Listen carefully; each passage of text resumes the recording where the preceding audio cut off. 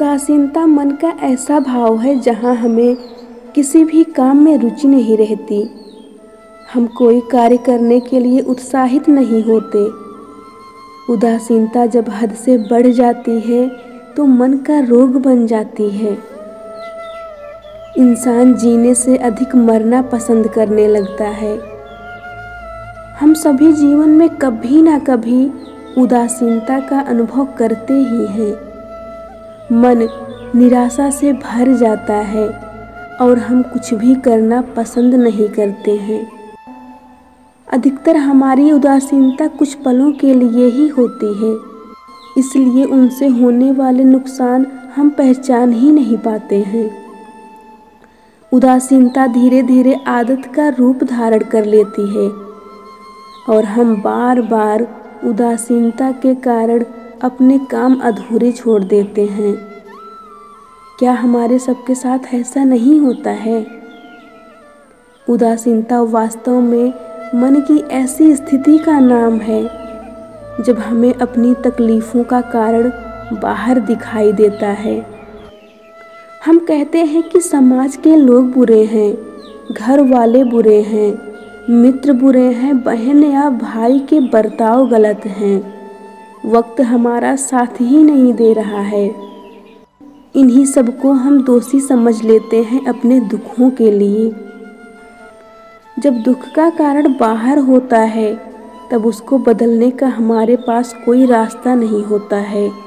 हम समय को किस तरह बदल सकते हैं? परिस्थितियों में कैसे परिवर्तन ला सकते हैं?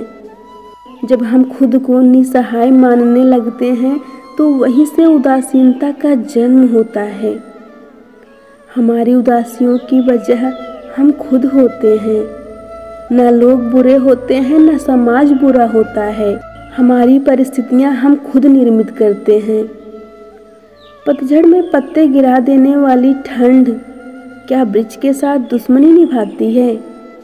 नहीं, ऋतुचक्र तो केवल अपना काम करता है। उस पेड़ के साथ न दुश्मनी है न दोस्ती। ऋतुचक्र के अनुकूल हो जाना वृक्ष का कर्तव्य है।